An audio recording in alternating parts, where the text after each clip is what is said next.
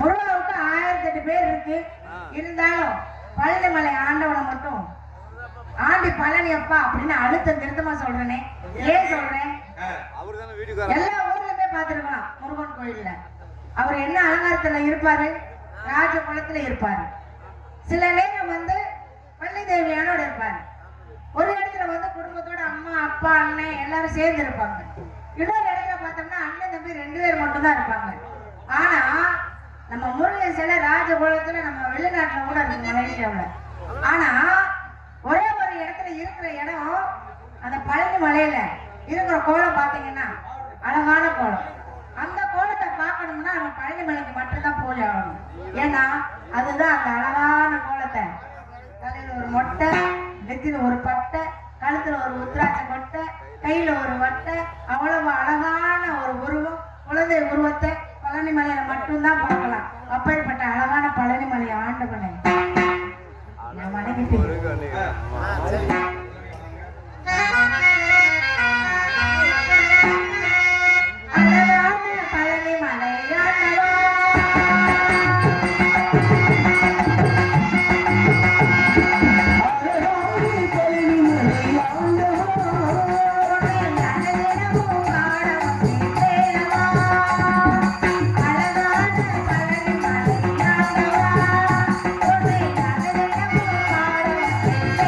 Bye.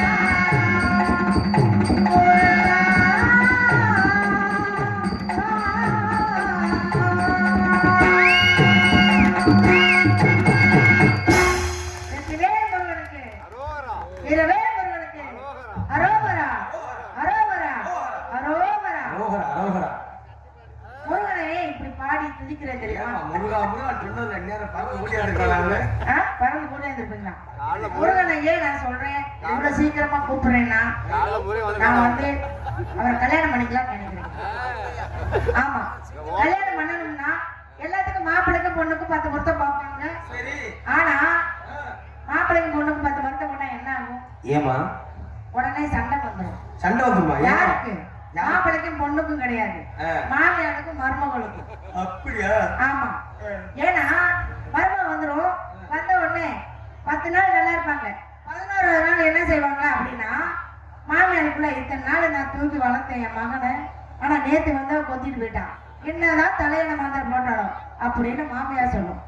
உடனே பொண்ணு என்ன சொல்லும், மருமகள் அவங்க வந்து என்ன சொல்லுவாங்கன்னா, இவ்வளவு நாள்தான் உன் மடியிலேயே போட்டு வச்சிருந்தா, உன் பையன் முன்னாடியே சுத்திக்கிட்டு இருந்தேன், இப்பதான் கல்யாணம் பண்ணி நான் தான் வந்துட்டேன்ல, இனிமேல் நான் வந்து உன் மகனை என்கிட்ட விட்டான, இப்பயே மகன் முன்னாடியே தொத்திக்கிட்டு இருந்து எங்க 2 பேரும் ஒன்னா இருக்க மாட்டேங்குது இந்த கிழவி அப்படின்னு சொல்லி மருமகள் சொல்லும். அப்ப மாமியாருக்கும் மருமகளுக்கும் சண்டை வரும். சண்டை வந்தோடனே மாப்பிள்ளை என்ன செஞ்சுருவாரு, ஒரே தலைவலியில அவரை எங்கிட்டாவது பிச்சு பிடிக்கிட்டு ஓடிடுவாரு. அதனால நான் ஒரு முடிவு பண்ணிருக்கேன். என்ன முடிவு அப்படின்னா, மாப்பிள்ளைக்கும் பொண்ணுக்கும் 10 பொருத்தத்தை பாக்குறதுக்கு பதிலா மாமியாருக்கும் மருமகளுக்கும் 10 பொருத்தத்தை பார்க்கலாம். ஆமா, ஏன்னா மாமியாருக்கும் மருமகளுக்கும் 10 பொருத்தத்தை பார்க்கணும், அவங்க 2 பேத்துக்கும் சண்டையே வராது. அவங்க 2 பேத்துக்கும் சண்டையே வராது. அதுக்கப்புறம் என்ன ஆகும், மாமியாரும் மருமகளும் சமாதானம் இருப்பாங்க. மாப்பிள்ளை 2 பேருமே நல்லா சந்தோஷமா இருக்காங்கன்னா அவரும் சந்தோஷமா வேலை வெட்டிக்கு போய் மாமியாருக்கும் அம்மாவுக்கும் பொண்டாட்டிக்கும் நல்லபடியா சம்பாரிச்சு குடும்பத்தை காப்பாற்றுவாங்க. அது மாதிரி நான் என்ன செய்யறேன்னா, முருகனை நான் கல்யாணம் பண்ணிக்கணும்னா முதல்ல முருகனை பார்க்கறதுக்கு முன்னாடியே நான் வந்து அவங்க அம்மாவை பார்க்கணும். ஆமா, அவங்க அம்மாவை பார்த்து ஐசி வச்சாதான் எனக்கு வேகமா கல்யாணம் நடக்கும். அப்பதான் எங்க 2 பேத்துக்குள்ள சண்டையே வராது. எங்க 2 பேத்துக்கு சண்டை வரலைன்னா முருகன் என்னை விட்டுட்டு இன்னொரு இடத்துக்கு ஓட மாட்டாரு. அதனால அந்த அம்மாவை என்னுடைய மாமியால ஐஸ் வச்சு வார்த்தையால உருக்கி மனசு ஏத்திப்பா.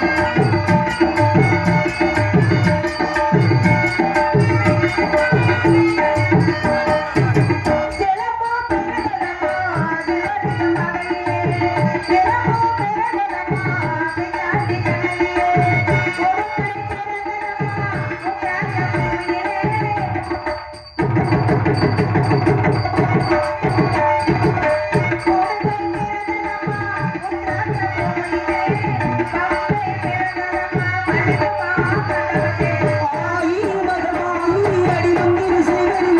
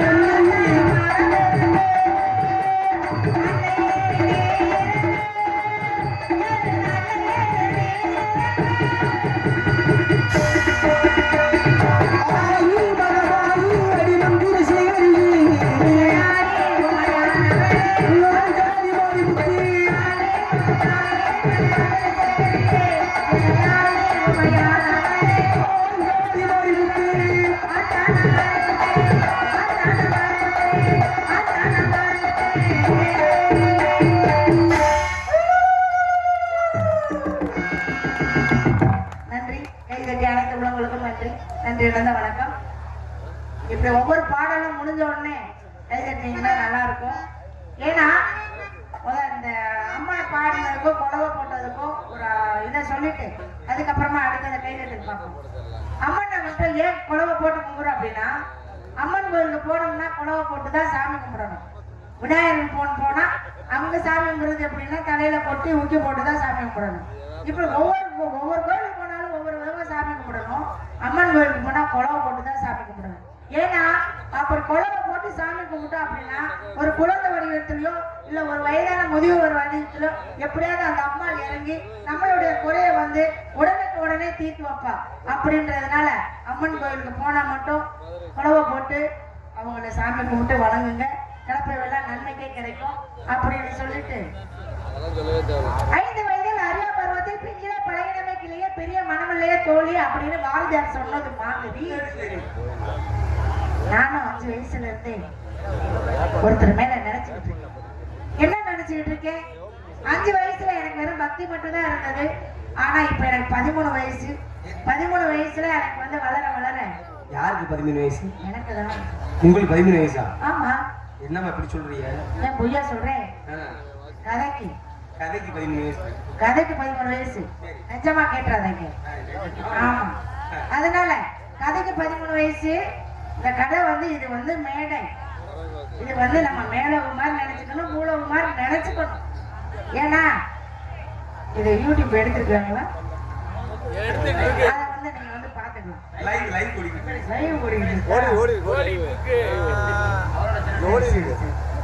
அப்படி இருக்கனால நாங்களும் சின்ன திரையில வருவோம், அதுல பாத்துக்கலாம்.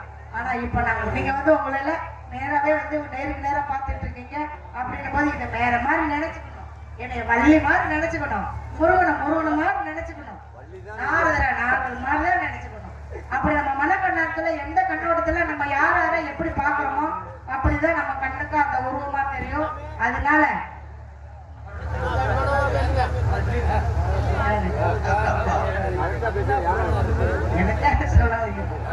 நமக்கு வந்து இந்த இடத்துல வந்து நம்ம யூடியூப்காரங்களுக்கும் நம்ம மைசெட்டுக்காரங்களுக்கும் உங்களுக்கும் நான் ரொம்ப நன்றியை சொல்லுகிறேன்.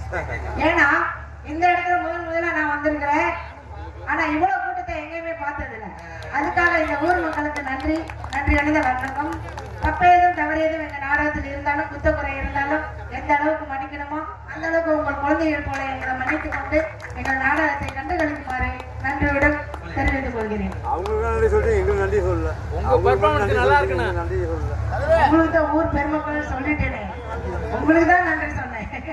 அப்படி இருக்கிறதுனால அப்பா என்ன சொல்லிட்டாரு, 5 வயசுல இருந்து இந்த வயசுல உனக்கு காதலா அப்படியே சின்ன பிள்ளையில இந்த மாதிரி காதல் பண்ணக்கூடாது அப்படின்னு ஒரே அடிச்சு விடுவேன் அப்படின்ட்டாரு. அப்ப சின்ன பிள்ளையா இருக்கணும் என்ன,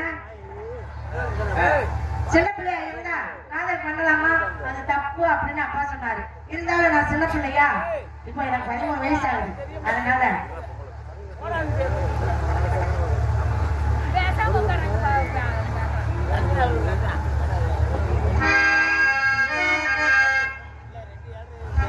அடியம்மாடி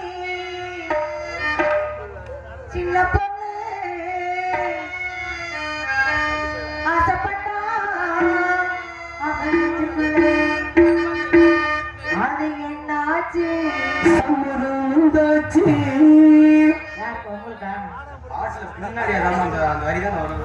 எனக்கு தான் சம்மதம் வந்தாச்சு.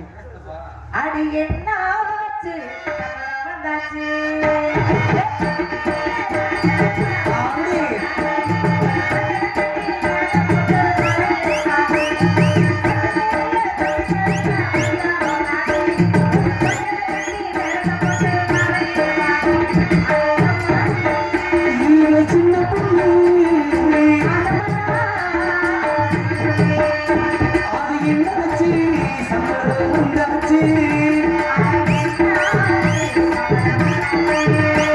அம்மா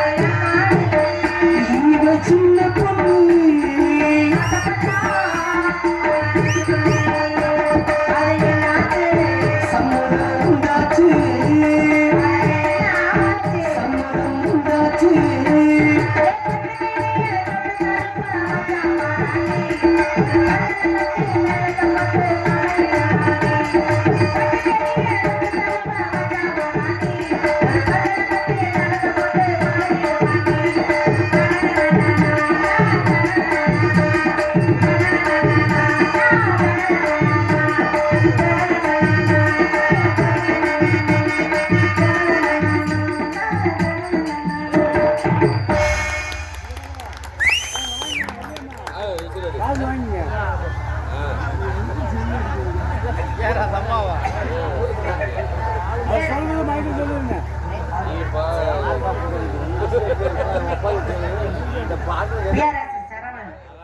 அவங்க 20 ரூபாயை 2 லட்சமாக எனக்கு அன்பளிப்பு அளித்த அண்ணா அவர்களுக்கு நன்றி அடைந்த வணக்கம். அதுக்கு முன்னாடியே நம்ம தாத்தா கிட்ட கொடுத்துட்டாரு. அவர் 10 ரூபாயை 1 லட்சமாக கொடுத்துருக்கு. அவருக்கு நன்றி அடைந்த வணக்கம். ஒவ்வொரு பாடல் முடிந்தவொடனே நீங்க கை தட்டுங்க. கை தட்டுனீங்கன்னா எங்களுக்கு உற்சாகம் கிடைக்கும். ஆனா உங்களுக்கு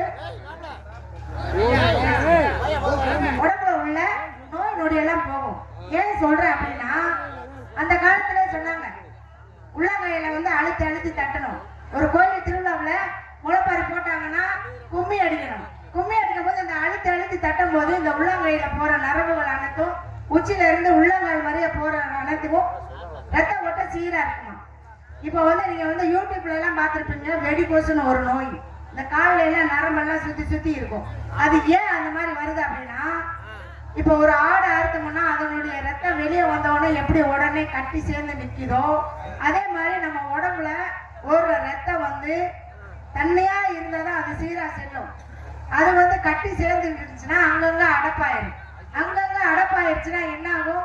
ரத்த ஓட்டம் சீரா செல்லலைன்னா பக்கவாதம் வந்துடும், நடக்க முடியாம போயிடுவாங்க, காலை எடுக்கிற சூழ்நிலை வந்துடும். இந்த மாதிரி எல்லா வியாதியுமே இந்த ரத்த ஓட்டத்துல நரம்பு சுத்தமா இருந்தாதான், இல்லாட்டினா ஒண்ணுமே பண்ண முடியாது. அதுக்காகத்தான் அந்த காலத்திலே வந்து பெரியவங்க எல்லாம் சொல்லி வச்சாங்க, கல்யாணம் முடிஞ்சா தாலி கட்டும் போது கை தட்டுவாங்க, குழந்தை பிறந்த உடனே கை தட்டுவாங்க, அதுக்கு பேர் சுட்டும் போது கை தட்டுவாங்க, பிள்ளைய ஸ்கூல்ல பள்ளிக்கூடத்துல சேர்த்து விட்டோம்னா அங்கேயும் கை தட்டுவாங்க. அதே மாதிரி ஒவ்வொரு இடத்துக்கும் ஒவ்வொரு விதமான பாரம்பரியத்தை அந்த காலத்துல இருந்தே கொண்டு வந்திருக்காங்க. அதை வந்து இப்ப நம்ம முறையா பின்பற்ற மாட்டேன்றோம். அதே மாதிரி இந்த திருவிழாக்கள்ல, இந்த ஊர்ல திருவிழா அப்படின்னம்னா வேப்ப முளையத்தான் முதல்ல கட்டி வைப்பாங்க. ஏன் தெரியுமா? எந்த தீய சக்தியுமே வரக்கூடாது அப்படின்றதுக்காகவும், எந்த நோய்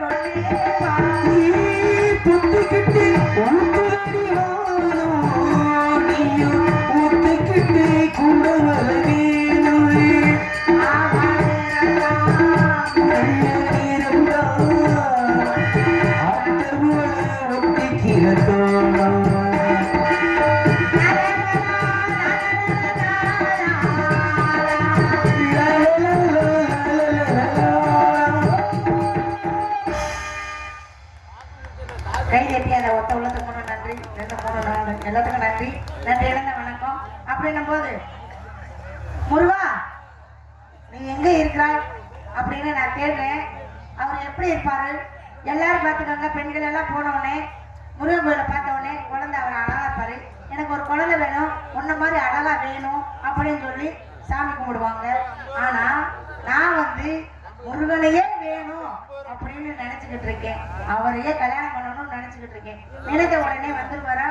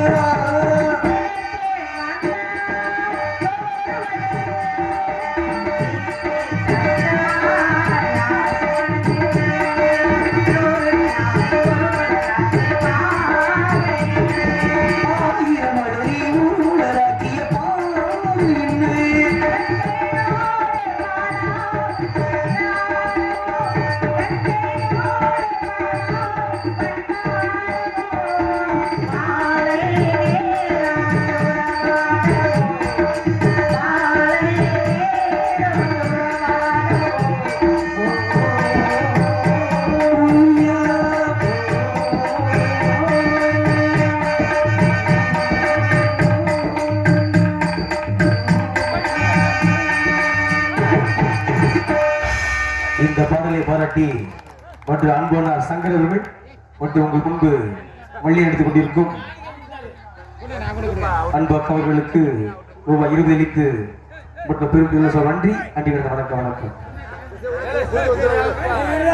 மற்றும் நாரதர் முத்தப்பா ரசிகர் மன்றம் சார்பாக மற்றும் விஜி சத்திரம் அமைப்பாளர் தாஸ்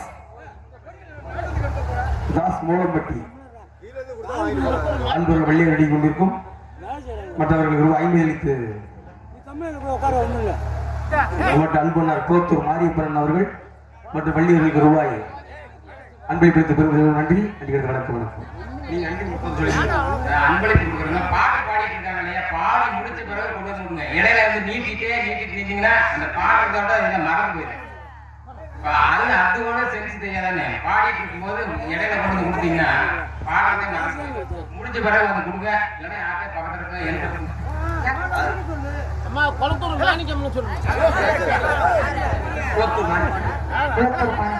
கிராமத்தின் சார்பாக பாடலை பாராட்டி அன்பல் பாடிட்ட அனைத்து உள்ளவங்களுக்கும் எங்க கலைக்கல்லூரி சார்பாக நன்றி நன்றி அடைந்த வணக்கம்.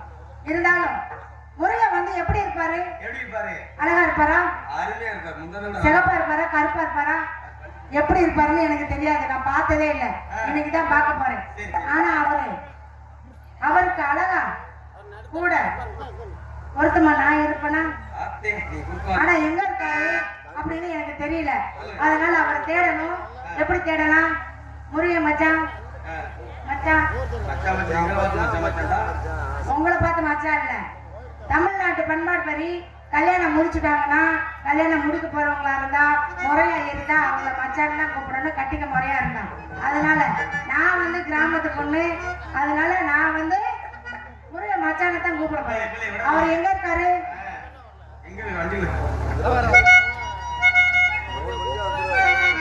லாலி லாலி லாலோ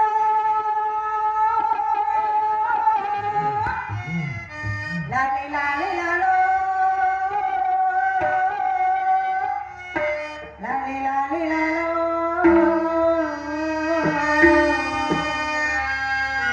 ஏ மச்சானே முருகன் மச்சானே முருகன் மச்சானை பார்த்தீங்களா?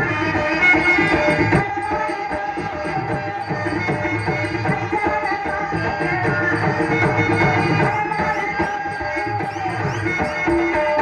பார்த்தீங்களா?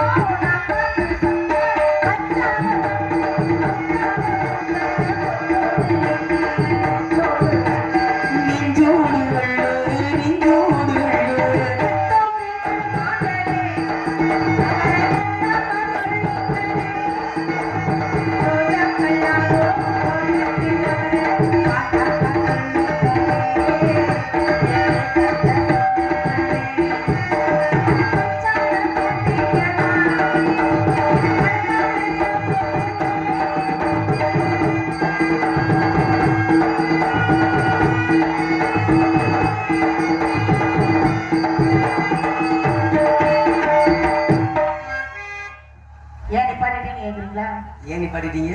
முருகனுக்கு எனக்கும் காலையில 5:30 மணிக்கு சிவமுகூர்த்தத்துல கல்யாணம். இந்த முகூர்த்தம் அதனால சுபமுகூர்த்தம் பிரம்ம முகூர்த்தத்துல சின்ன பிள்ளைதான் தெரியலன்னா அப்பப்ப சொல்லி கொடுங்க. பிரம்ம முகூர்த்தத்துல கல்யாணம் எனக்கு. அதனால எல்லாருமே இருந்து காலையில 5:30 மணிக்கு என் கல்யாணத்தை பார்த்துட்டு தான் போறீங்க. கல்யாணத்தை பார்த்துட்டு போனீங்கன்னா உங்களுக்கு செவ்வாதோசை உள்ளவங்களுக்கு செவ்வாதோசை நீங்க வேகமா கல்யாணம் நடக்குமா, குழந்தை பாக்கியம் இல்லாதவங்களுக்கு வேகமா குழந்தை பிறக்குமா. அதனால ஏற்கனவே கல்யாணம் ஆயிடுச்சு இன்னொரு கல்யாணம் பண்ணணும்னு தான் கேட்கறாதீங்க. அப்படியெல்லாம் எதுவுமே நடக்காது, நடக்கவும் விட மாட்டோம். அப்படி இருக்கிறதுனால வந்த உடனே எங்களுக்கு கோயிலுக்கு சாப்பாடு எல்லாம் போட்டு அனுப்புனாங்க இல்லையா, என்னோட கல்யாணத்தை பார்த்துட்டு இவங்களுக்கு எல்லாத்துக்கும் நான் சாப்பாடு போட்டு அனுப்ப போறேன். சமையல் பண்ணிட்டு இருக்காங்க. சமையல் அதெல்லாம் நடந்துகிட்டு இருக்கு. என்னோட திருமணத்தை பார்த்துட்டு நீங்க வந்து என்னோட கையால காலையில சாப்பிட்டு தான் நீங்க போகணும். அப்படி இருக்கனால கல்யாணம்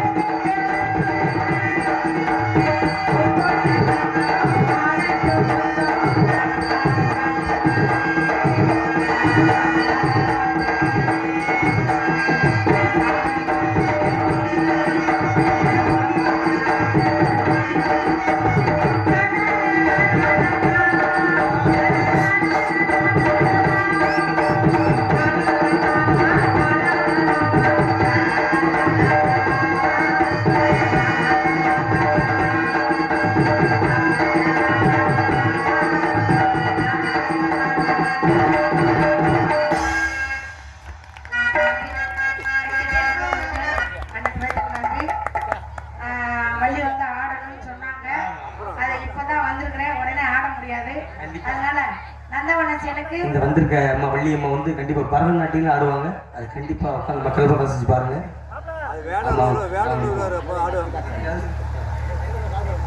கனகவே ரத்திகா சரவணன் 20 ரூபாயை அன்பளிப்பாக கொடுத்திருக்காங்க. அவங்களுக்கு நன்றி நன்றியான வணக்கம். மாணிக்கம் பேர் சொல்லுமா, மாணிக்கண்ணா அவங்க 50 ரூபாயை கொடுத்துருக்காங்க. 5 லட்சமா நினைச்சிட்டு அவங்களையும் நன்றி சொல்லிக்கிறேன். இருந்தாலும் அப்பா சொன்ன மாதிரி காட்டுக்கு காவலுக்கு போகணும், அதுக்காக தோழியில வர சொல்லணும்.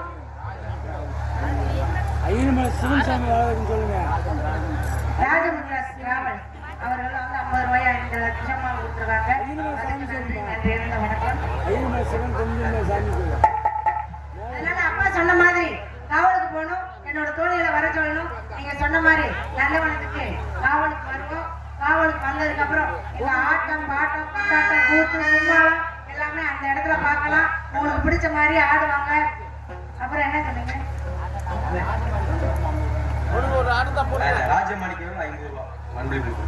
ராஜமாணிக்கான 500 ரூபாய் அன்பளிப்பாக கொடுத்துருக்காங்க. அவங்களுக்கும் அதனால நீங்க எதிர பாக்குற மாதிரி எல்லா ஆட்டமும் இங்க இருக்கும். அதனால இருந்து கல்யாணம் முடிகிற சீனையும் பாருங்க. எனக்கு இந்த வாய்ப்பு அளித்த அனைத்து உள்ளங்களுக்கும் ஊர் பெரிய மக்களுக்கும் நன்றி நன்றி அடைந்த வணக்கம்.